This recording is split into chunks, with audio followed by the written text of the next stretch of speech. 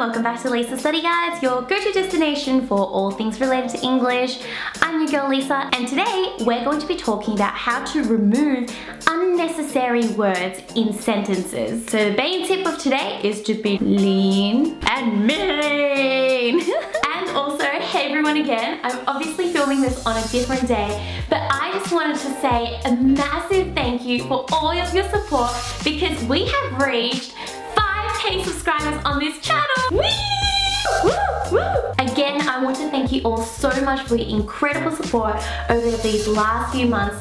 Honestly, I did not expect YouTube to really take off as much as it has. I began this channel hoping that it would help at least one or two different people with their English studies, and I had absolutely no clue that so many of you would be watching. All of your support just really fuels me to continue making these videos, to create content that I know will be valuable for your studies. And because we've reached this amazing milestone, I want to announce something really exciting as a celebration. I'm going to launch a second channel under my name, Lisa Tran, and with this channel, what I'm really hoping to do is offer you guys more advice, not necessarily related to English specifically or even VCE directly, but there's so much more that I want to share with you guys, things that I've learned along the way, knowledge that I would love to share with you. In addition to that, this second channel is really just also for fun, so I would love to release some bloopers, behind the scenes videos, and get to know me videos as well, which I've actually already published on that second channel. So go ahead and check out that channel. Subscribe if you'd like to see more advice that I can offer you that is not necessarily related to English specifically, but a lot of other life advice that I've learned along the way. Thank you all so much. I am so stoked right now, and you and I are in this journey together. So I will see you on the other channel. Now, as another extra, I'm so excited to announce another competition for you guys. This is for the VCE Study Guides exam preparation workshop. So I'm sorry if you are not from Victoria, but if you are from Victoria, then this one is for you. So this competition enables one lucky winner to come to any one of our 4 workshops over the term 3 holidays to attend a 5-hour workshop where you're going to learn everything you need in terms of exam strategy and preparation leading up to your end of year exam. So how do you join in? This competition is going to last for exactly 1 week, and the rules, I will chuck them in the description box below, but to tell you what they are here, all you need to do is make sure, 1, you have subscribed to this channel, and on the day that this video is released, I will also be publishing a Facebook post regarding the workshops. And all you need to do is just make sure you tag 3 friends on that post, and then you're in the competition. Make sure if your friends are interested in joining in as well, that they need to also tag 3 friends themselves in order to be eligible. I will announce the winner next week, but I'm so excited to be able to offer one of you a very lucky spot at our intensive workshops.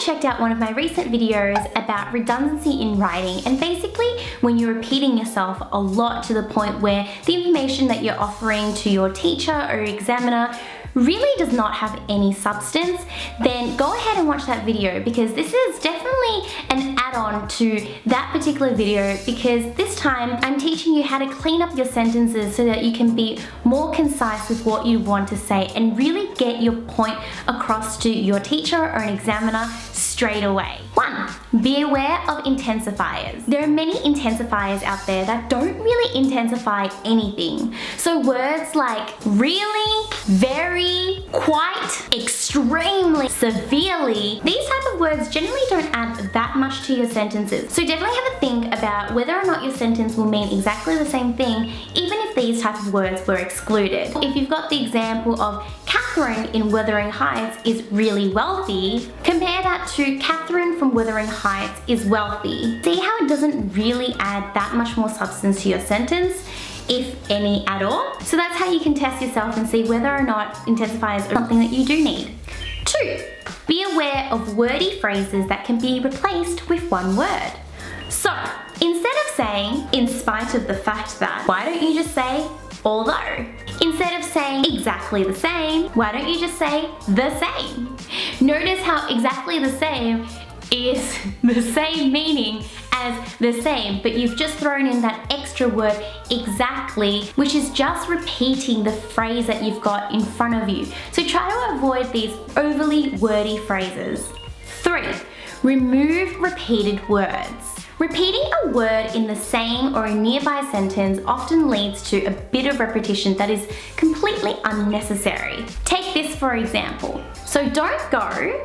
How we perceive ourselves has been changing since the earliest memory we have of ourselves. Instead, do this. Our self-perception is continuously changing since the earliest memory we possess. Notice how we got rid of using the word ourselves twice, and really it just made the sentence a lot clearer as well. So a lot of it comes down to experimentation. You're not going to know whether or not the edited sentence is going to be better until you actually go ahead and edit yourself.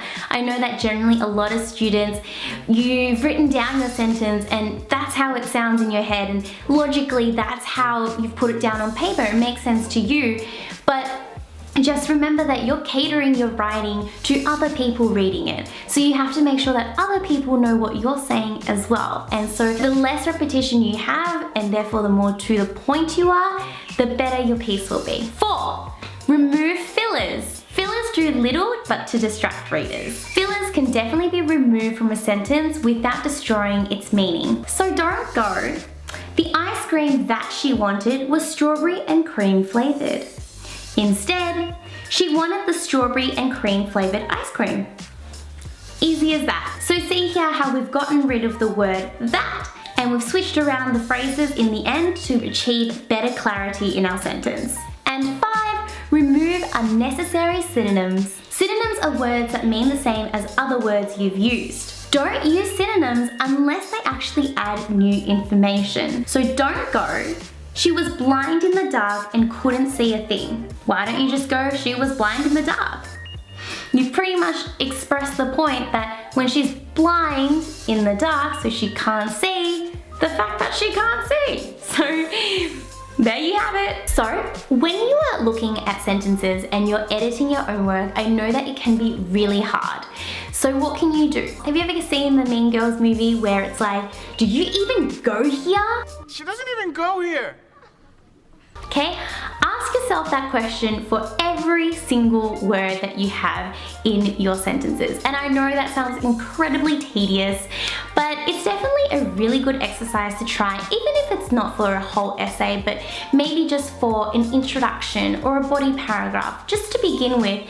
And then over time, you'll become more familiar with what type of words you tend to use as fillers or as intensifiers, or which type of phrases you like to throw in that are unnecessary in delivering your meaning. You know you're doing the right thing when you can take out certain words in your sentence and the sentence still has the same meaning afterwards. If you're not so sure, then remove it anyway and have a look afterwards, because sometimes we can only know if we try, and that's actually the experimentation part that has the most advantage, helping you to clean up your essay writing. Even if you're unsure, just take that word out anyway and just see if it works. If it doesn't, that's fine. You can fix it and just pop the word back in and try to look at other words or other phrases that are unnecessary. Hopefully with those tips there, it will help you guys clean up your essays a lot more and steer you down the path of less clutter in your essays.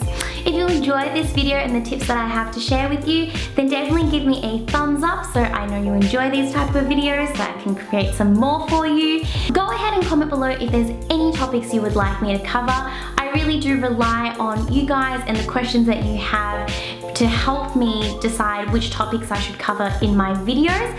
So even if it's the smallest question ever, go ahead and ask, because it's those questions where it's very likely that someone else is also probably thinking the same thing. So until I see you guys next time, put this to practice and let me know how you go. This is an exercise that I do with my students all the time, and I'm always just scrawling with red marks all over their paper telling them to get rid of certain words. And even though it looks like a lot of red pen marking, at the end of the day, the students go home knowing exactly what to do next, and they come back with essays over time that are clearer and better than ever. Alright, I'll see you guys next week. Bye! Hi! Hey! Hey everyone! Hey! Hey there! Welcome to my first video on this this channel, what I thought would be a really good idea is to do the Get to Know Me tag, which usually has around 30 questions, I think, but I decided to change it up a little bit, make it 26 questions because your girl is 26 years old. So I guess that's the first piece of information that you've already learned about me. 1. What's your middle name? And in fact, if you know me well, you actually know that I add in Lisa Chen Tran with a lot of things, for example, emails, because Lisa Tran is just such a common name that I had to throw in something in there to make it a little bit different so that I could secure all of those unique emails and unique usernames.